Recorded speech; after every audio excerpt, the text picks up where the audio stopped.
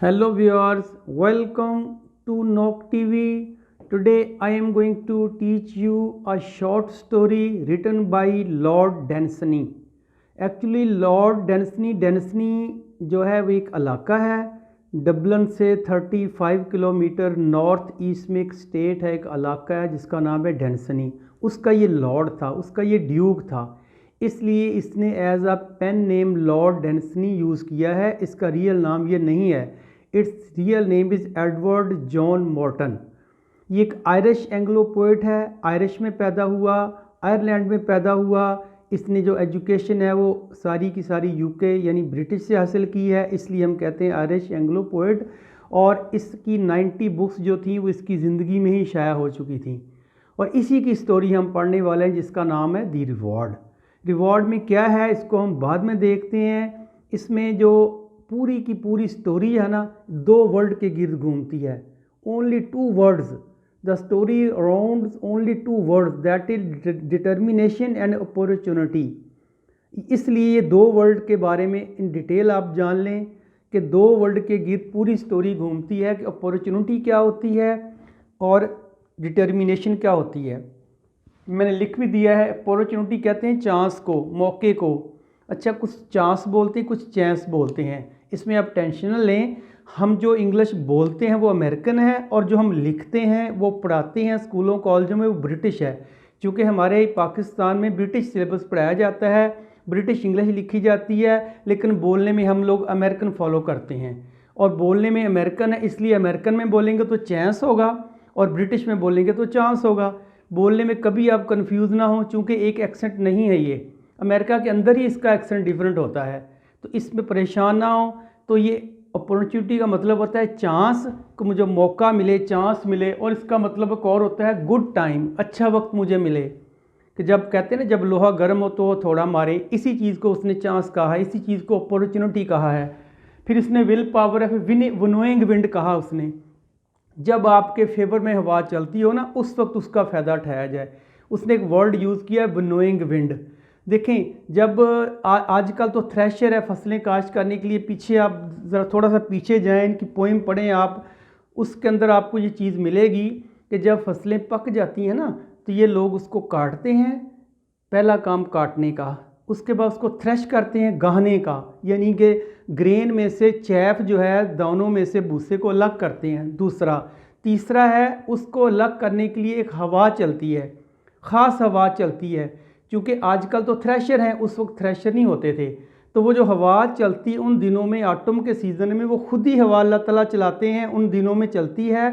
उससे वो क्या करते हैं कि जो उनका चैफ होती है विद ग्रेन, ऊपर ऊपर हवा में उछालते हैं और हवा के साथ भूसा दूर जाके गिरता है और गंदम उधर ही गिर जाती है। तो गंदम भूसे से अलग होना शुरू हो जाती है। उस हवा को कहते हैं विनोइंग विंड। वो बेचारे जो उड़ाने वाले हैं, जो ये काम करते हैं, जो लेबर है, वो इसी इंतज़ार में बैठे होते हैं। 8-10 लोग होते हैं कि कब ये हवा चले और कब हमें ये मौका मिले। अपॉर्चुनिटी की बात कर रहा हूँ। तो अपॉर्चुनिटी होगी तो वो बैठे इंतज़ार करते हैं। कभी 2-2 दिन हवा नहीं चलती, कभी चलती है तो वो जल्दी जल्दी में उसको भूसे को जो है ना गंदम से अलग कर लेते हैं। इसी का नाम है विनोइंग विंड, यानी कि उस मौसम में चलने वाली ख़ास हवा that separate the grain out of chaff, जो चैफ को गंदम से अलग करती है। तो वो कह रहा है मुझे मौका मिले। अगर मौका ही नहीं होगा, हवा नहीं चलेगी, तो आप क्या कर सकते हैं। ये एक आदमी का मौक़िफ़ है।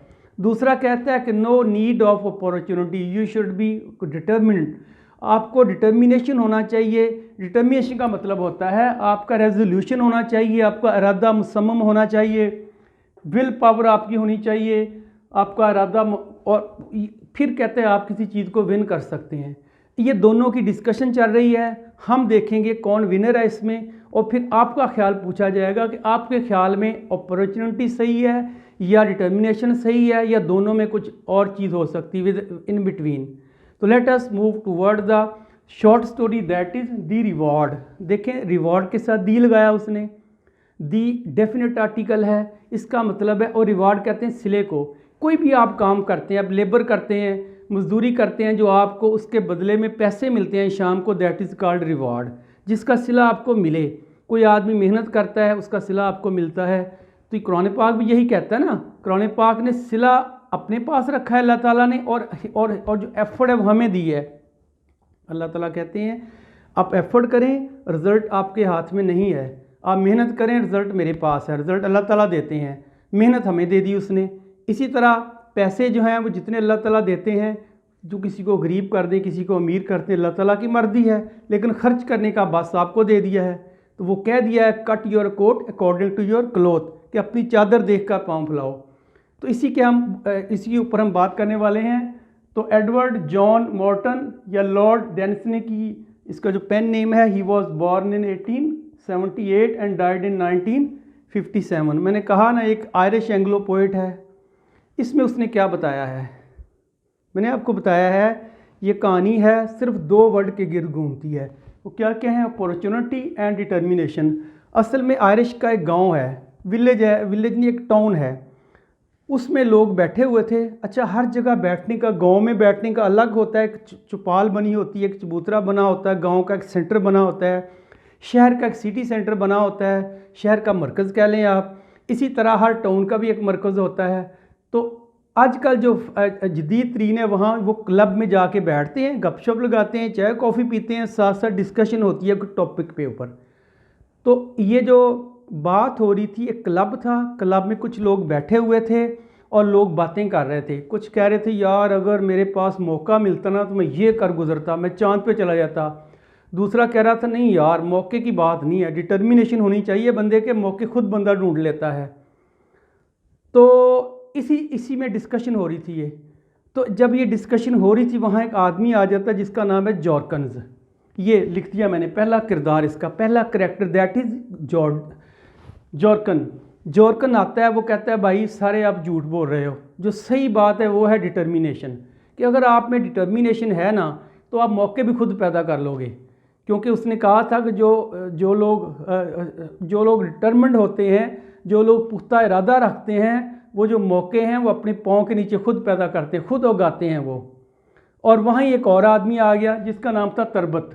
फिर मैंने कहा ना इसके प्रोनाउंसिएशन पे ना आप जाएं, 3 प्रोनाउंसिएशन आपको मिलेंगे इसके, तो कौन सा आप अडॉप्ट करेंगे, हर जगह डिफरेंट होता ही है। तरबत आप याद रखिए, तरबत दूसरा आदमी है जो कहता है कि नहीं मैं नहीं मानता, डिटर्मिनेशन कुछ नहीं है, अगर आपको मौका ही नहीं मिलेगा तो आप क्या करेंगे।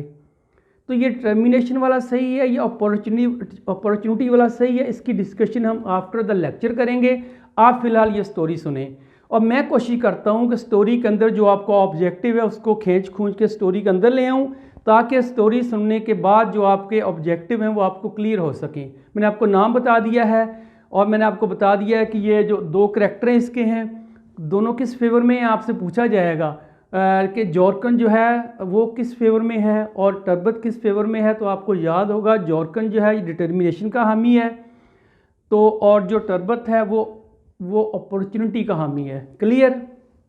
अब तरबत उससे पूछता है कि तुम ऐसी कोई एग्जांपल दे सकते हो जिससे ये पता चल सके, आपकी कोई ऐसी एग्जांपल मुझे आप दे सकते हो जिससे पता चल सके कि डिटर्मिनेशन जो है it is more than that of opportunity. तो जॉर्कन कहते हैं हाँ मेरे पास एक एग्जांपल है, मेरे पास एक आदमी की एग्जांपल है जिसका नाम था गॉर्जियस। ये तीसरा करैक्टर आ गया है, और ये तीसरा करैक्टर खुद नहीं बोल रहा, इसको बोल रहा है थर्ड पर्सन के थ्रू, यानी जॉर्कन के थ्रू ये बात करेगा। जॉर्कन कहता है कि मैं एक ऐसे आदमी को जानता हूँ जो किसी मुल्क में एथलीट था, 16 साल उसकी उम्र थी, and he was a good athlete. तो वो तरबत कहता है ये कौन सा मुल्क था जनाब। तो वो कह रहा है मुल्क का नहीं मुझे पता, मुझे कहानी है। तो यहाँ से पता चलता है ये कहानी जो है ना, ये कहानी एक मोटिवेशनल फिक्शन है, रियल स्टोरी नहीं है, ये मोटिवेशनल फिक्शन है, मनगढ़ंत कहानी है। और ये मोटिवेशन के लिए दी गई है कि इंसान को डिटर्मिन रहना चाहिए, डिटर्मिनेशन रहना चाहिए। तो इसलिए ये उसने ऐड कर दिया आपके सिलेबस में। तो वो कह रहा है कि मैं एक आदमी को जानता हूँ जिसका नाम था गॉर्जियस। वो 16 साल का नौजवान था, वो एथलीट था। एथलीट क्या होता है कि स्कूल के दरमियान जब स्कूल में पढ़ रहा था ना, उसने हाई जंप में हिस्सा लिया था और वो जीत गया था, विनर था। फिर उसने हर्डल में हिस्सा लिया था। हर्डल होती है जो एथलीट जीतते हैं, उसकी राह में रुकावटें खड़ी की जाती हैं, वो जंप लगाते हैं, कहीं नीचे से गुजरते हैं, जैसे हॉर्स के भी हॉर्स जंपिंग होती है, उसमें भी ऐसी हर्डल लगाई जाती हैं। तो इंसानों के लिए भी ऐसी होती हैं। फिर उसने एक तीसरा कंपटीशन जीता था, वो था रेस थी, 100 मीटर की रेस, 200 मीटर की रेस, उसने 100 यार्ड की रेस भी जीती थी। ये तीनों कंपटीशन उसने जीते हुए थे अपने स्कूल टाइम में। अब वो चाहता था, अब उसने एक एम्बिशन रखा, एक उसने एक इरादा किया, उसने कुछ एम कहा, उसने कहीं देखा, उसको अच्छा लगा, उसने कहा कि I want to become a court acrobat. Court acrobat, court कहते हैं दरबार को, दरबार के अंदर कहता है मैं एक बाजीगर बनना चाहता हूँ, दरबार में मैं बाजीगर बनना चाहता हूँ, मेरी ख्वाहिश है। लेकिन कह रहा है, ये किसने कहा, ये स्टोरी सुना रहा है जॉर्कन, और किसकी सुना रहा है, गॉर्जियस की। गॉर्जियस ने सोचा कि मैं एक कोर्ट एक्रोबैट बनना चाहता हूँ, दरबारी बाजीगर बनना चाहता हूँ, लेकिन इसके लिए मैं क्या करूँ। उसके वालिदैन ने उसकी मुखालफत की कि this is a wild idea, क्या सोच रहे हो आप, ये क्या आपने, क्या जॉब आप ढूंढ रहे हो। उसने कहा बस इट इज़ माई एम्बिशन, ये मेरा इरादा है, मेरी एम है, ये मेरी गोल है, मैंने बनना है। तो अब तरबत उसको टोकता है, कहता है यार ऐसा, इस तरह तो एक आदमी जो है वो सारा डेजर्ट में रहता है, और डेजर्ट में वो चाहे कि मैं जाके वहाँ स्केटिंग चैम्पियन बन जाऊँ तो वो बन सकता है। तो जॉर्कन कहता है बन सकता है। कहता है भाई सहारा इतना गर्म है, वहाँ स्केटिंग चैम्पियन बनना है आइस के ऊपर, तो वो क्या करेगा वहाँ बताएं। तो जॉर्कन कहते हैं वो पैसे जमा करे, जोड़े, मेहनत करे, वहाँ स्केटिंग रिंक बनाए, स्केटिंग रिंक बना के वहाँ जो है वहाँ एक कंपटीशन अरेंज करे, वहाँ एक मुकाबला अरेंज करे, वहाँ लोग वहाँ जाएं तो वो बन सकता है। तो तरबर कहता है नहीं, ये तो बड़ा लॉन्ग प्रोसेस है। फिर ये स्टोरी सुनाता है कि लॉन्ग प्रोसेस को देख लें। 16 साल का नौजवान एथलीट था, उसने क्या सोचा कि I want to become a court acrobat. Acrobat मैंने बताया बाजीगर होता है, लेकिन आपको पता है दरबारों में ये कोर्ट एक्रोबैट की कोई सीट नहीं होती। लेकिन वो क्या करता है, उसने पहले कोशिश करनी है कि दरबार में सीट क्रिएट की जा सके। क्योंकि आप पुराने दरबारों में चले जाएं, पुराने बादशाहों में चले जाएं, उनके दरबार में तो मौसीकार भी होते थे, म्यूजिशियन भी होते थे, डांसर भी होते थे, शायर लोग भी होते थे, हकीम भी लोग भी होते थे, और यूनक भी होते थे। यूनक कहते हैं, यूनक मीन हिजड़े या खुसरे, ठीक है, ये भी होते थे दरबारों में, क्योंकि मैसेज कन्वे करने के लिए इधर से उधर, गर्ल की तरफ से बॉय की तरफ, बॉय की तरफ से गर्ल, ये भी जॉब में होते थे। लेकिन there was no post sorry, no post of acrobat. Acrobat की कोई पोस्ट नहीं होती थी वहाँ। तो उसने सोचा कि मैं ये कैसे पोस्ट को क्रिएट करा सकता हूँ। उसने फिर पॉलिटिक्स में हिस्सा लिया। He took part in politics. Politics में आके उसने अपना नाम कमाया, नाम पैदा किया, नाम पैदा करके उसने फिर अपने आप को मनवाया। फिर उसने अपना मौक़िफ़ लोगों को बताया। उसने कहा अगर दरबार के अंदर एक्रोबैट की पोस्ट होगी ना, उससे ये होगा कि लोगों को मोटिवेशन मिलेगी, हमारी फ़ौज के जो जवान हैं उनको मोटिवेशन मिलेगी, वहाँ एथलीट होगा जो सिखाएगा इनको जंप करना, इससे इंसान की हेल्थ रहती है, सेहत रहती है। उसने डिफरेंट एग्जांपल दूसरे कंट्री की कोड करके ना तो लोगों को मनवाने की कोशिश की। आखिर वो करते करते 60 साल का हो गया और उसने लोगों को मनवा लिया। There should be a post of acrobat in the court. Court में एक बाजीगर की पोस्ट होनी चाहिए, और उसने वो कामयाब हो गया। दरबार के अंदर एक पोस्ट, न्यू क्रिएट पोस्ट होगी जिसका नाम था कोर्ट एक्रोबैट। अब उस पोस्ट के ऊपर अपॉइंटमेंट करनी थी, तो ज़ाहिर है बादशाह ने कहा कि तुमने इतनी एफर्ट की है, इतनी देर से लगे हुए हो, it is your right to be a court acrobat first of all. तो उसको कहा कि आपकी ही हम अपॉइंटमेंट करते हैं। उसको अपॉइंट किया गया as a court acrobat. Court acrobat का उसको पोस्ट किया गया, उसको जॉब मिल गई। वो जॉब मिल के अपनी जॉब पे आ गया, उसने जॉब ज्वाइन कर ली है। अब उसने डिस्प्ले करना था, डिस्प्ले उसने दिखाना था कि जो कुछ मैं हूँ। लेकिन बताएं 60 साल से ज़्यादा का हो चुका था वो। अब 60 साल का बंदा ना तो जंप लगा सकता है, ना रस्सों के ऊपर चढ़ के वो जिस तरह सर्कस के ऊपर करते हैं एथलीट, जिस तरह सर्कस के ऊपर करते हैं, वो सर्कस के बाजीगर करते हैं, सर्कस के एक्रोबैट्स करते हैं, वो नहीं कर सकता था। लेकिन उसको बादशाह ने उसके लिए स्पेशल सूट सिलाया। सूट भी कैसा था, जो था ना टाइट फिटिंग रेड वेलवेट का सूट था, टाइट फिटिंग रेड वेलवेट का सूट था। उसके ऊपर गोल्ड के बटन लगे हुए थे, उसको लेसेस लगी हुई थी। और बादशाह ने जो अपना दरबार था ना, जो अपना कोर्ट यार्ड था या कोर्ट का रूम था, it was converted into gymnasium. उसको जिम्नेजियम बना दिया, उसका सर्कस हाउस बना दिया। और उसके अंदर ऊपर से छत के साथ रस्से लटका दिए जिसके ऊपर लाइटें लगी हुई थी, तो रस्सों के साथ फिर झूले थे, स्विंग थे, उसने झूलना था उसके ऊपर, फिर एक रस्सा लगा दिया जिसके ऊपर उसने चलना था, फिर एक जंप के लिए हर्डल लगा दी गई फर्श के ऊपर कि यहाँ आपने क्रॉस करनी हर्डल्स। जैसा उसने स्कूल में किया था ना, वैसा ही इन्वायरमेंट उसको बादशाह ने अपने दरबार में बना के दे दिया। और वहाँ बादशाह या रॉयल फैमिली के बैठने के लिए एक चबूतरा बना दिया गया, प्लेटफॉर्म बना दिया गया, स्टेचर बना दिया गया, वहाँ सारे रॉयल फैमिली के लोग बैठे थे देखने के लिए। आगे मजमा लोग बैठे हुए थे, पेंडॉल में लोग बैठे हुए थे उसको देखने के लिए, सब लोग बैठे हुए थे। और वो जो था वो आया फिर, और उसका जो सूट मैंने बताया ना बड़ा भड़कीला किस्म का था, कलरफुल जैसा होता है, और टाइट लिबास इसलिए होता है कि जब वो झूलते हैं स्विंग तो वो गिर ना जाएं वो।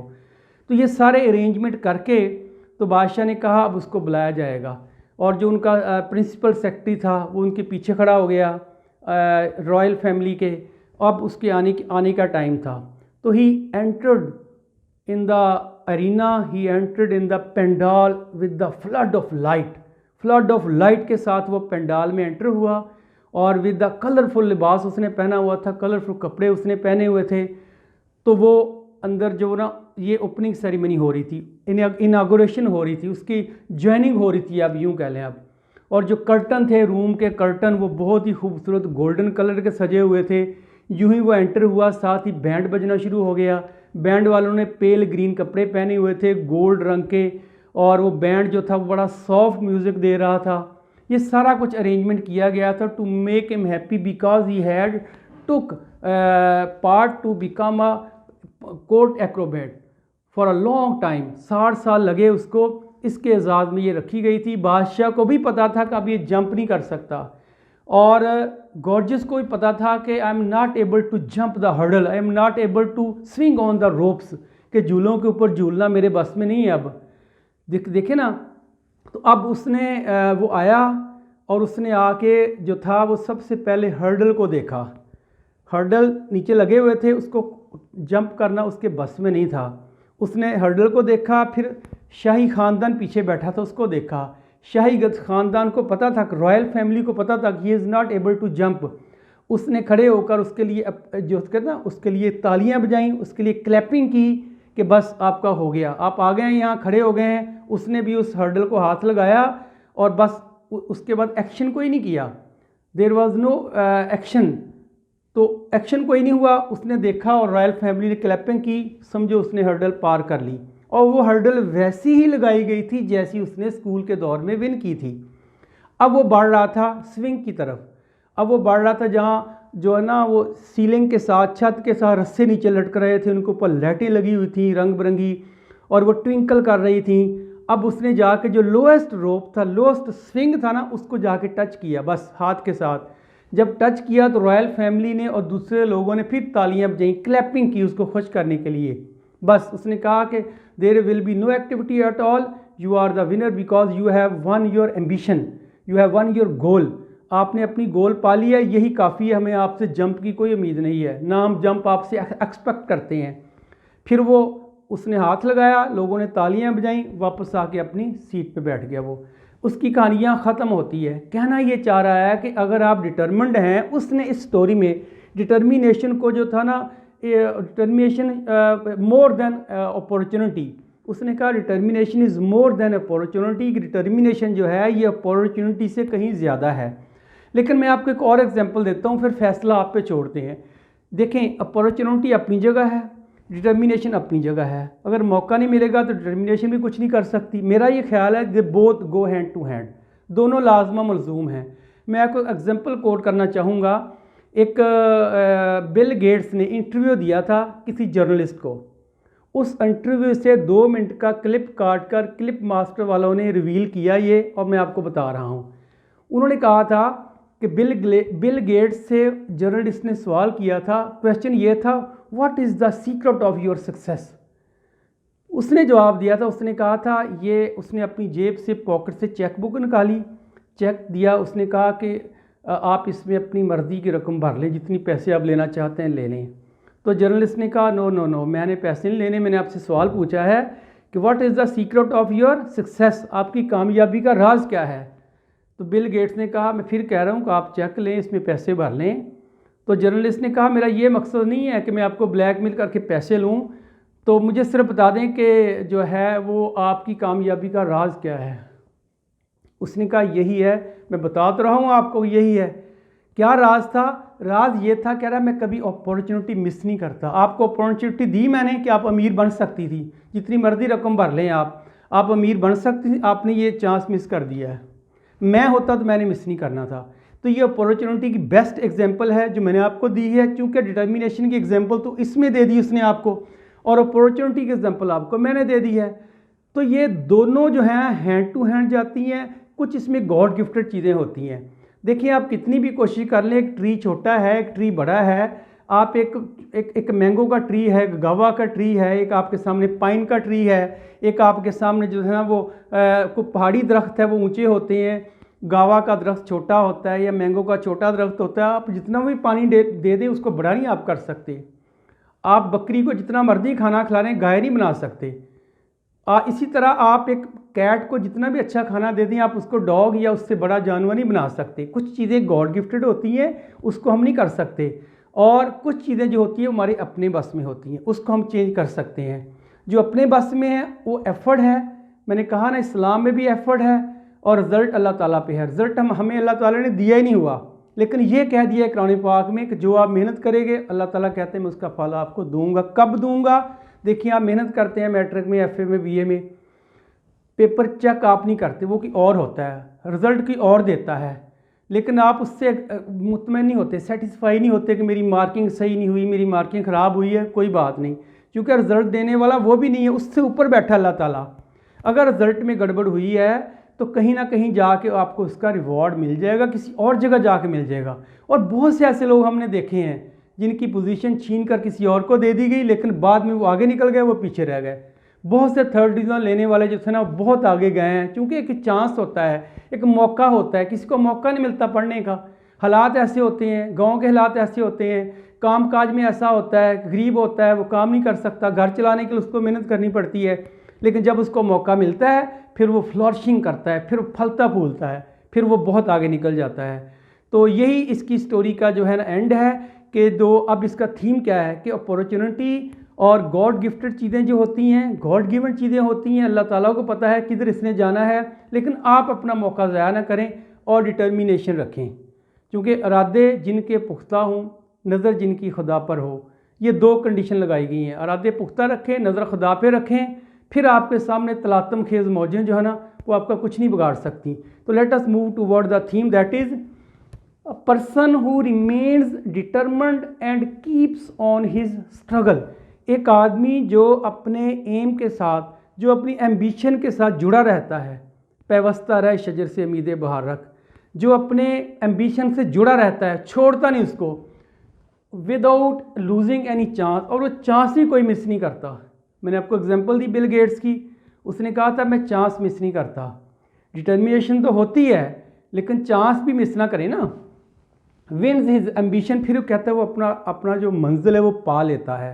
दूसरी है opportunity and determination go hand to hand, ये दोनों साथ साथ चलते हैं। आप ये नहीं कह सकते कि मेरा जो एम्बिशन रख लें खाली, उसके लिए डिटर्मिनेशन आपकी हो ही ना, उसके लिए आप अपॉर्चुनिटी मिस करें, क्योंकि अपॉर्चुनिटी बंदे को मिलती है, पॉसिबल नहीं है, हर तरह मिलती है।